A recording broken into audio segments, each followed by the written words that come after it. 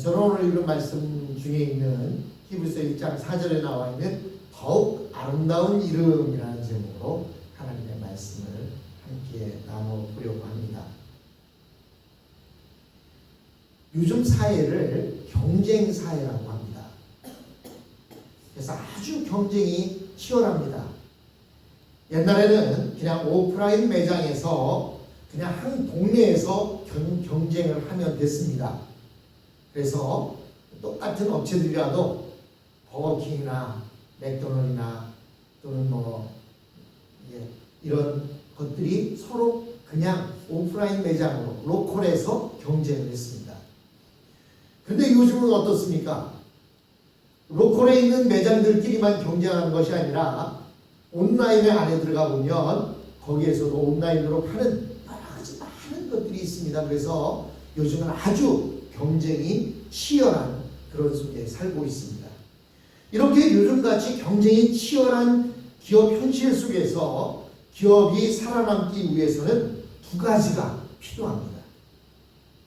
하나는 분명히 책임을 져줄 수 있는 그런 경영이 필요합니다. 그리고 또 하나는 다른 어떤 회사도 가지고 있지 않는 자기만의 기술적인 우위, 기술력이 있어야 합니다.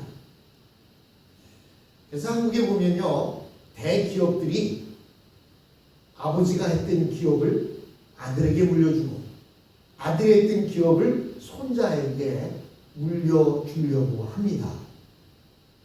그래서 우리가 잘 알고 있는 세계적인 기업 삼성은 이병철 회장이 회사를 세웠고 그의 아들 이건희 회장에게 물려주었고 그리고 이어서 손자인 이재용 회장이 그 삼성을 경영하고 있습니다. 왜 그럴까요? 남에게 물려주면 남이 그 회사를 어떻게 말아먹을지 모른다라고 하는 그러한 위기의식이 있는 겁니다. 그리고 또 요즘 같은 세상은 이 기업을 운영하거나 비즈니스를 하려면 사람을 잘 써야 돼요. 그런데 남을 써보면 그 사람이 내 일처럼 일을 잘 해주지 않습니다. 그래서 가족끼리 기업을 경영하고 비즈니스를 하려고 하는 모습들이 많이 늘어나고 있습니다. 두 번째로는 이 기술력입니다. 그만이 가지고 있는 기술적인 우위가 있습니다. 근데 요즘 보면요, 이 기술을 서로 빼앗아가려고 합니다. 여러분이 잘 아는 대로 우리 둘째 아들 힘찬이가 LG화학 자동차 배터리를 만드는 회사의 연구원으로 있었습니다.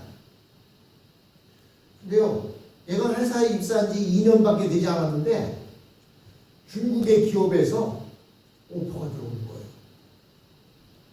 네가 지금 받고 있는 그 이상으로 주고 모든 집이고 모든 쓰는 것까지도 다 주겠다는 거야. 우리 회사로 와라. 내 힘찬이와 내가 아무리 그렇다고 해도 어떻게 중국 기업에 갈 수가 있겠습니까? 그러다가 이제 다른 곳으로 이동을 해서 현재는 다른 직장을 다니고 있는데요. 왜 그럴까요? 그가 가지고 있는 기술력, 그가 LG화학 배터리 사업부에서 했던 그 일을 중국 기업이 필요로 하는 겁니다. 왜냐하면 이 기업들이 가지고 있는 그들만의 그 기술적인 우위를 손 안 대고 코 풀려고 하는 거예요. 자기들이 열심히 노력해서는 한 10년 동안 해도 그것을 따라가기가 어려우니까 그 기술자 하나 빼가면 그가 가지고 있는 기술을 쏙 빼먹을 수가 있기 때문입니다. 그래서 회사들마다 이런 기술자들을 지키는 것도 아주 큰 일이라고 이렇게 합니다.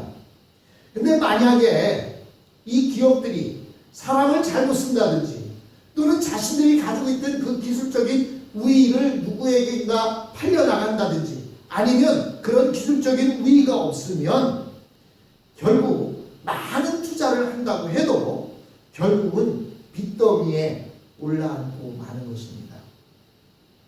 지금 미국과 중국이 무역 전쟁을 벌이고 있습니다. 미국은 무역 관세를 통해서 중국 기업을 압박하고 있고 중국 기업 화웨이를 쓰지 못하도록 이렇게 하고 있습니다.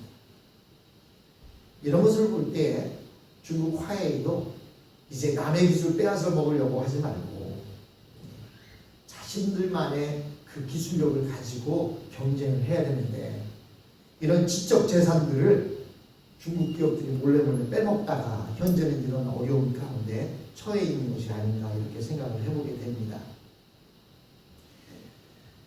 여러분, 하나님께서는 온 세상을 창조하시고 또 그 역사를 이끌어 나가시는 것, 이것도 어떻게 보면 큰 의미의 경영이라고 볼 수 있습니다.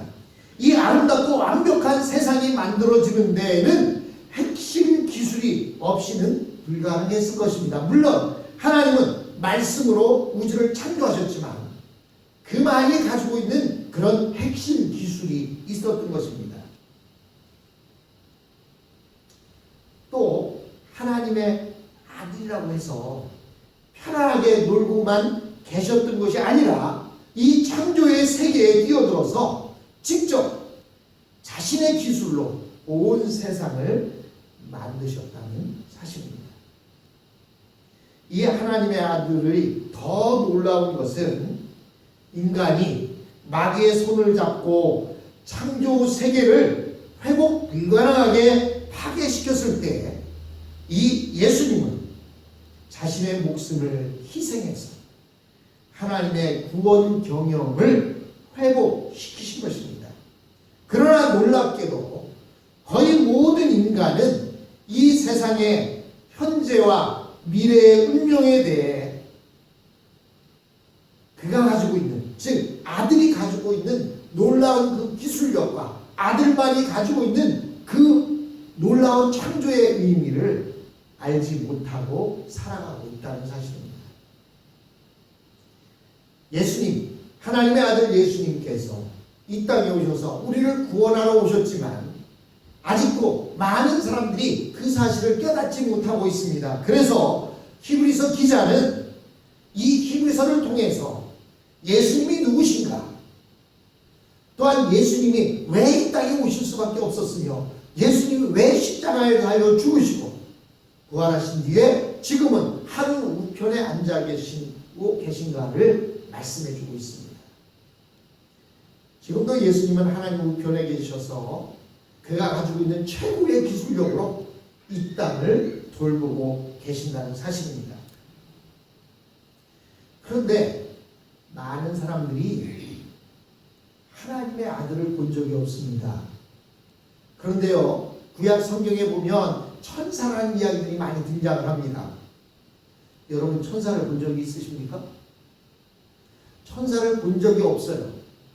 그런데 하나님께서 모세를 통해서 그 언약궤를 만들게 하시고 그 위에 시온서를 만들게 하시고 구룹이라고 하는 두 천사의 날개를 펴서 그것을 가리게 하는 모습이 나옵니다. 그래서 많은 사람들은 천사를 생각하면 천사는 날개가 달려있는 그런 하나님의 사신이다 라는 사실을 압니다. 천사는 그래도 아는데 구약 성경 어디에도 하나님의 아들 예수님께서 이 땅에 오실 것이라는 것을 의미적으로 표현은 되어 있지만 그 사실이 기록되어 있지 않습니다. 그래서 많은 사람들은 천사를 믿고 천사를 바라보는데 예수님에 대해서는 알지 못한다는 사실이었습니다. 그래서 히브리서 기자는 오늘 우리가 읽은 본문부터 시작해서 1장 마지막 절까지의 천사와 하나님의 아들을 비교하면서 하나님의 아들이 어떤 분이신가 그것을 말씀해주고 있습니다. 특히 여러분들 오늘 우리가 보았던 대로 예수 그리스도께서 하나님의 아들로서 훨씬 더 높은 위치에 있다 뿐만 아니라 예수님은 하나님의 아들이시고 창조주이시지만 천사는 피조물이다라는 사실을 이야기해 주고 있는 것입니다. 그런데 이런 이야기를 아무리 해도 그때 당시 이 히브리서를 기록할 당시의 사람들은 잘 이해가 되지 않는 것입니다. 왜냐하면 이스라엘 백성들은 조상들로부터 천사의 존재를 들었고 특히 하나님의 말씀을 잃어버렸을 때에는 그들이 더더욱 미신적으로 천사를 사모하고 믿고 있었다는 사실입니다. 그런데 본문 저자의 의도에 의하면 어차피 천사의 존재는 중요한 것이 아니라는 사실을 이야기해 주고 있습니다. 물론 우리는 지금 복음서를 듣고 읽고 있기 때문에 예수님이 하나님의 아들이라는 사실을 쉽게 알고 있습니다. 그러나 이 히브리서가 기록되어질 때에는 복음서도 그때 막 기록이 되어졌을 시기이고 또 바울 서신도 그때 막 편지를 보내는 그러한 시기였기 때문에 오늘처럼 우리가 복음서를 읽고 알고 있듯이 이스라엘 백성들이 알지 못했습니다. 그러다 보니까 이 히브리서 저자는 구약 성경을 통해 하나님의 아들의 존재와 역할을 구약 성경의 말씀을 인용해서 그들에게 알려주기를 원했던 것입니다.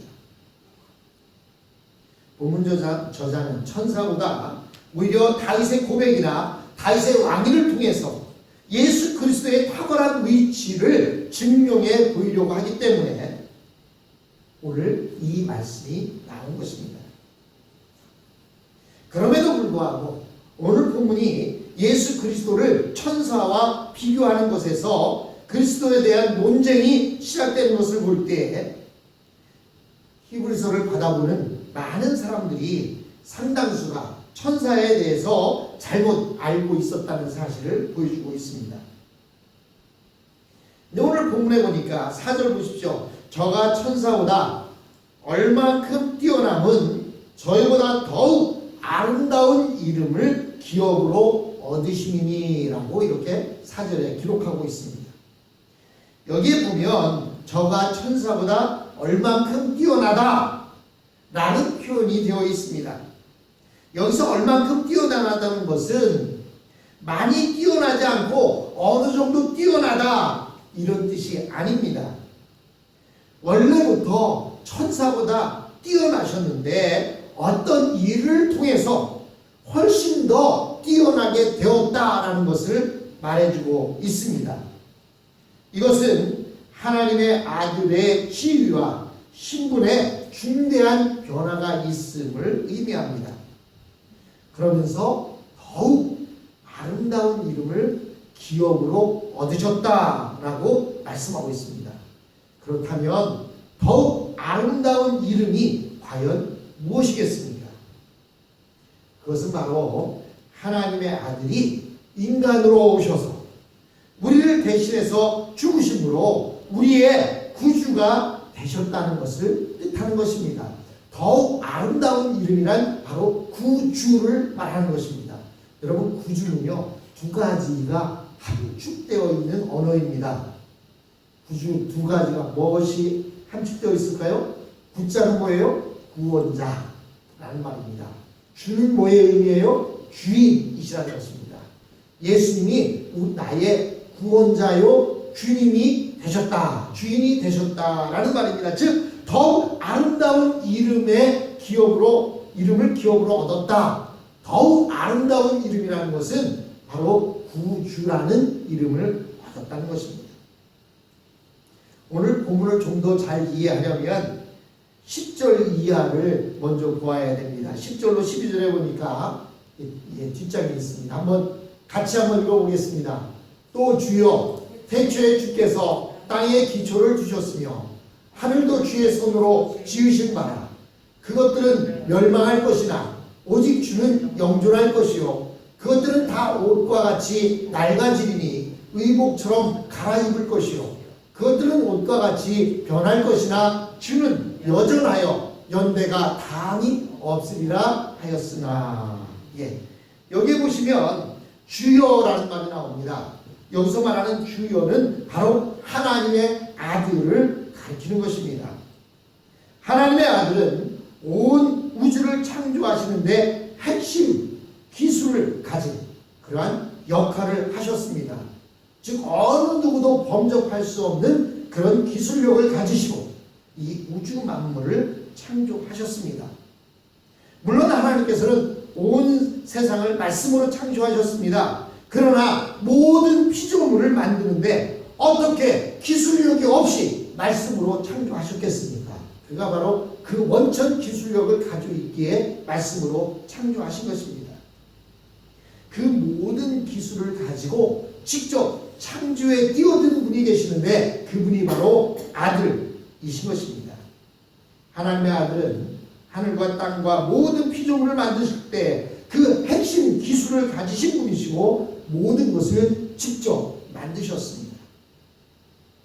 하나님의 아들이 이 세상에 오셨을 때 인간의 모든 병을 고칠 수 있었던 것은 그분이 우리를 만든 장본인이시기 때문입니다. 예수님은 우리의 정신병이나 육체적인 병이나 모든 불행을 다 고치실 수 있는 유일한 원천 기술을 가지고 있는 그런 분이십니다. 만약 여러분들이 운전을 하고 가다가 차가 고장나서 서게 되었어요. 그래서 그 차를 고칠 수가 없어서 발을 동동 구르고 있는데 특히 미국 사람들은요, 여자분이 운전하고 가다가 차를 세워놓고 고장이나 서 있으면 절대로 그냥 지나가지 않습니다. 남자들이 차 세워놓고 있으면 그냥도 잘 지나가는데 여성분들이 차를 세워놓고 있으면 아무래도 여성분들은 그만큼 차에 대한 기술이나 이해가 떨어진다고 생각하기 때문에 서로 도와주려고 합니다. 그런데 도와주려고 해도 자기가 아는 만큼 도와줄 수 있는 거예요. 자기가 알지 못하면 열심히 땀을 뻘뻘 흘리다가도 아유 내가 어떻게 할 수가 없네요 하고 그냥 돌아갑니다. 근데 어떤 한 노인분이 길을 가다가 차를 타고 가다가 세워놓고는 차를 보더니 이리저리 둘러보더니 그냥 간단하게 그 차를 고친 거예요. 그래서 너무나 고마워서 당신이 무엇 하신 분입니까? 라고 물었더니 그 사람이 하는 얘기가 내가 바로 이 차를 설계한 사람입니다. 여러분 그 차에 대해서 누가 제일 잘 알겠습니까? 그 차를 만든 사람 아니겠습니까? 원래 하나님의 아들은 피조물이 아닙니다. 하나님의 아들은 아들이라는 신분 자체만으로도 충분히 경배를 받으시고 찬양 받으실 수 있는 분이십니다. 그러나 하나님의 아들은 과감하게 이 피조 세계와 관계를 맺으셨습니다. 원천 기술자가 되어서 모든 피조물을 직접 설계하고 만드신 것입니다. 그러므로 피조물 중에서 아들이 모르는 것은 없고 아들이 고치지 못할 것 또한 없습니다. 물론 모든 만물의 창조를 명령하고 계획한 분은 하나님의 아버지이시지만 아들은 그 핵심 기술자였던 것입니다. 그러기에 세상의 모든 것들은 하나님의 아들을 통해야 됩니다. 또한 세상 모든 사람들은 하나님의 아들을 좋아해야 정상입니다. 왜냐하면 그가 실제로 우리를 만드신 분이기 때문입니다. 오늘 본문을 보면 더욱 아름다운 이름을 기업으로 얻으셨다라고 말씀하고 있습니다. 기업으로 얻었다는 것은 아들의 영원한 명칭이 되었고 지위가 되었다는 것입니다. 그 영원한 명칭이 뭐라고 그랬어요?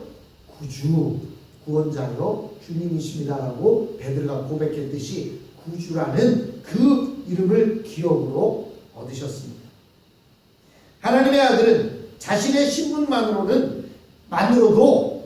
경배와 찬양을 받을 분이십니다. 그러나 이 세상 모든 것을 직접 다 만드셨습니다. 우리를 만드신 분인데 어떻게 우리가 이 아들을 좋아하지 않을 수가 있겠습니까? 하지만 더 중요한 일이 일어났습니다. 원천 기술을 가지고 이 세상 모든 것을 만드셨는데 보니까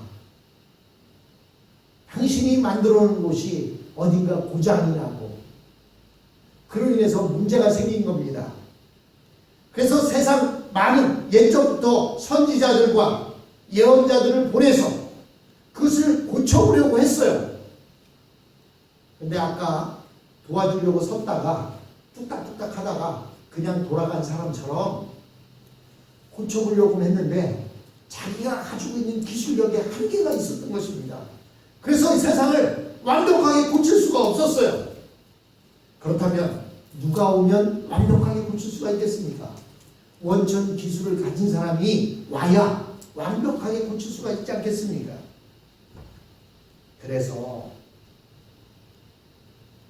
예수님께서 이 우주 만물을 창조하신 예수님께서 원천 기술을 가지고 이 땅에 오신 것입니다. 왜? 넘겨들이 잘 못 고치는 것. 이것을 만드신 분이기 때문에 얼마든지 고칠 수가 있었습니다. 인간의 타락과 죄를 하나님의 아들이 책임을 지시고 고치시기 위해서 스스로 결정을 내리셔서 이 땅에 오신 것입니다. 그것은 자신이 하나님의 아들의 영광을 포기하고 우리와 똑같은 피조물의 몸이 되시고 신분이 되신 것입니다. 이 일이 너무나도 엄청난 일이어서 우리 인간들은 좀처럼 믿으려 하지 않습니다. 우리와 똑같이 태어나고 우리와 똑같은 몸을 가진 분이 어떻게 영원한 하나님의 아들이 될 수 있느냐라는 의구심을 갖는 것입니다. 그런데 이것을 본인이 하셨고 급기야는 죽었다가 다시 살아나심으로 육신을 가지고 하나님의 보좌 우편으로 올라가셨습니다. 거기서 그리스도는 영원히 우리 믿는 자들의 주가 되셨고 온 세상의 심판주가 되셨습니다.